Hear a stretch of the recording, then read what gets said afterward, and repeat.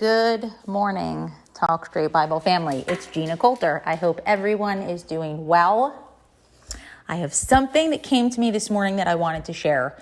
You know, if you are on Facebook, you can have those memories that pop up and you can kind of go through the things in your past. And it's actually really cool. It's one of the things that I love about Facebook, have a little memory keeper. And I came across something I was reminded of today. And this is what I want to share. You know, there's this thing, this cliche that we hear that, you know, when God's trying to tell you something and maybe you're not hearing what he says, you know, you'll keep going around the mountain and going around the mountain. You'll keep going around the mountain till she comes. You'll keep going around the mountain till she comes, right? That song. And you think about, you know, if you don't get it the first time, you'll keep getting it, right? Until you get it. God brings us back to this place. Like with the Israelites, he kept on like just giving them chance after chance after chance, and they never seemed to get it, right? So this morning, I was reminded of something about that. I've been journaling, and this word came to me for my year this year. Usually every year I try to pick a word that's kind of like my word, and I try to stand by that, and I watch how God manifests that word in through the year. And so the word intentional has been coming back to me. Being intentional, you know, with the thoughts that I think, being intentional with the words that I speak, being intentional with who I am surrounding myself with, being intentional on, you know, keeping my marriage strong, doing what it takes to, you know, continue to nurture it, being intentional with now that my boys are growing older, being intentional with keeping our family time and keeping our family together, you know, those things, right? So this word intentional. So today I go on my memories in Facebook and that sneaky little word showed up. It was like maybe 5 years ago. That was my word back then, intentional. So I sat there for a minute and I'm reading through what I wrote, and it was almost the very same thing about being intentional with my thoughts, my friends, my marriage, my family. And I thought, wait a minute, I already revisited this word. And I felt that thing in my spirit, and that little song, she'll be coming round the mountain when she comes.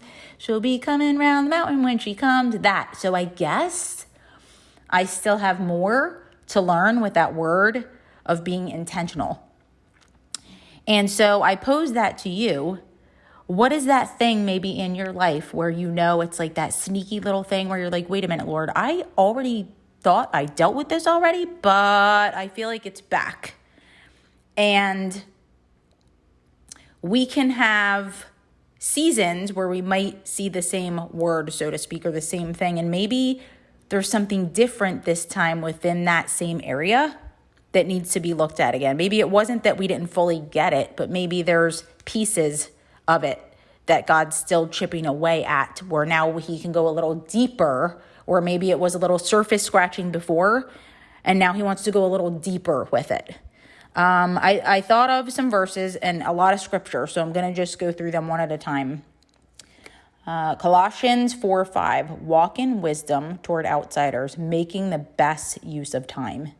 And I think that that's one that I know for me, as I'm approaching my 50s, and I'm kind of in this space of this, I guess you'd call it a midlife crisis, where my one son left for college this year. My younger one is pretty independent at 16 years old, so he's not really around much. And so it's reinventing this wheel of, Lord, now I'm here in this space. I've done my job as mom. I've done it, I think, as well as I can. And now, what do you have for me to do? Because the Lord wants us to use our time well. We're not supposed to just pass through this earth and not do anything. We are put here for a purpose and a mission. So now it's like, okay, what is that thing that you have for me to do now in this season? How can I use my time well as you would call me to do it? Not my plans, but your plans, Lord. Okay, so that's one verse. That's one intentionality. Another way we can be intentional is Galatians 5:16. But I say, walk by the Spirit, and you will not gratify the flesh. I will say that I am guilty of walking by my flesh. Sometimes My mouth just has so many things to say that it needs a muzzle. And the Bible also says that sometimes when we talk too much, like, we're fools, right? And so sometimes I can be pretty foolish, and sometimes I need to shut my yap so that I can be wise. And maybe there's actions that I do. Maybe I'm gratifying that flesh. I don't know. Maybe that thing that has maybe taken that idol role, whatever it could be. It could be, let's say, shopping. It could be working out. It could be a glutton to eating. It could be drinking. It could be whatever those things are that gratify the flesh. Being more intentional to walk by the Spirit. And that takes practice. It's like riding a bike, right? When you first get on the bike, you're all over the place. You fall off. You have to keep getting up and keep getting up and keep getting up. And little by little, it gets easier. And I think it's that same thing with walking in the Spirit. You know, we're made humans. We are sinners. We are going to walk by our flesh. It's inevitable. But God says he wants us to walk by his Spirit. So that means we have to practice, because we're not naturally made to walk in the Spirit. It's hard, right? We have to be dependent on God. We have to ask him for help, and we have to practice. So like, even just the fact that maybe you recognize, right? I'll give you this example. Maybe you know, and you feel convicted, like you're drinking a little bit too much this week, right? And you have that, you recognize that for yourself. Like, okay, I am having a few too many that I normally would. Like, okay, that's a first step, right? You recognized. And I think that's a huge victory in recognizing those things of the flesh. And then the next time it might get easier. And the next time it might get easier before you're like, okay, I can, have one or two comfortably during the week. And I'm not walking in my flesh. Like, you're recognizing, right? So I think that's the first step in being intentional, of recognizing the places where we walk in the flesh, so that we can begin and be intentional to walk in the Spirit. Okay, intentionality number 3 is Proverbs 4:23. Above all else, guard your heart. Everything you do flows from it.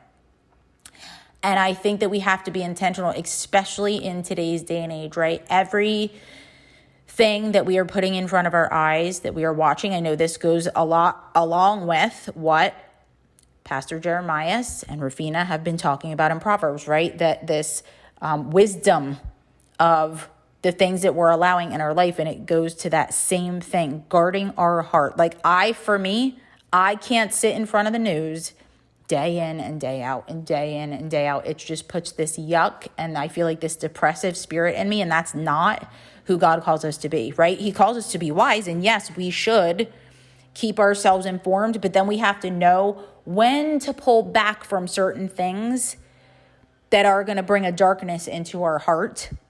We can't live in the light if we continue to fill ourselves with darkness. So what are those places that you can be intentional at guarding your heart? Maybe there's certain people in your life that those certain people are toxic for you. They're draining for you.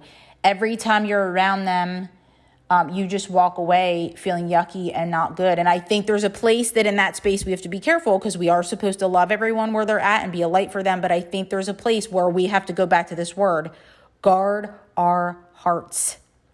And that means who we are occupying our time with. There is ministering to people that are unhealthy and toxic, ministering to them and being a light to them. And then there is drawing that line in the sand where, okay, I've got to keep my heart in a good place, and I've got to disconnect, and I've got to have that discernment to guard my heart, right? Okay, so intentionality number 4, Proverbs 27:12. Iron sharpens iron, one man sharpens another.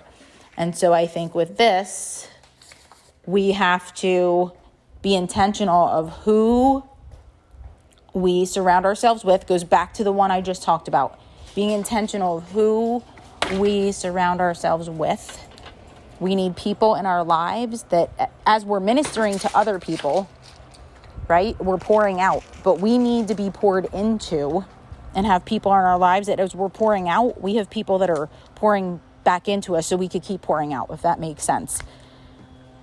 Intentionality number 5, Proverbs 13:20. Whoever walks with the wise becomes wise, but the companion of fools will suffer harm. Ties into the previous two, right? If we walk with people that are helping to encourage us and speak life and truth into us, at those times when we hit rough places, we have people standing by our sides that can help lift us up, right? The Bible talks about where 2 or 3 are gathered, those things will be answered in prayer. The stronger bond isn't with one alone.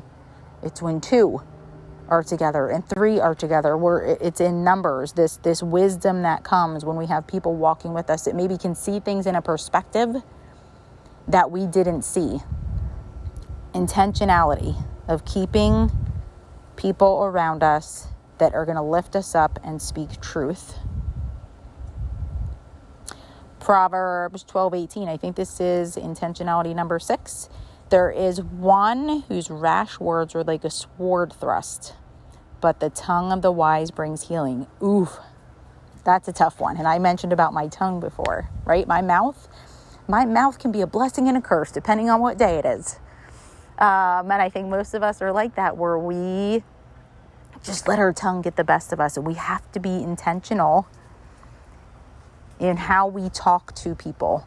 The words we use, are they lifting people up or are they pulling them down? Are they bringing healing and life, or are they bringing death? And I think the tongue it's the most evil part of our body. And I think that we have to be intentional, right? If you're a parent, you know this, you have to be intentional. Like, I have heard people call their kids, you're a loser, you're no good for nothing, you're this, you're that. And what does that kid grow up to think? We have to see beyond maybe what we see our kids doing and speak into them, maybe who they aren't even becoming yet. But because we've got to keep speaking life to those that are around us, speak the things that are of the Spirit into them, not of the things that we see that are in their flesh. And lastly, I'll say the last in place of being intentional, Colossians 3:2, set your mind on things that are above, not in the earth. And that's a good closing verse. We have to set our minds, our thoughts, our mouths, our eyes, our ears, all of it.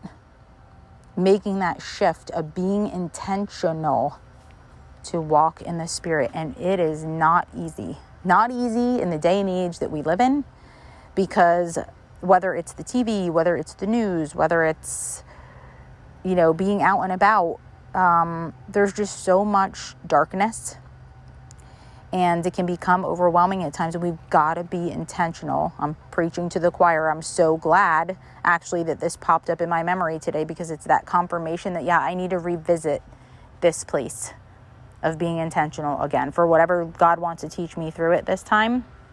But I just felt led to share that. Like, as soon as I read it, I just knew that I had to dig through my Bible and find verses I could attach, and it was a word that needed to be shared. So I hope that it speaks to you in whatever way you need, and I hope you have an amazing week. And I thank you for being part of the Talk Straight family. I thank you for Pastor Jeremiah and Pastor Rafina for giving me this opportunity, and giving all of those the opportunity who the Lord puts on their heart, because, we're one body and we share in this together, and we need each other to encourage and to pray for one another and all that. And I thank all of you for your prayers for those of us in Florida. Thankfully, we're on the East Coast. My mom and I, Brenda Monticello, were spared.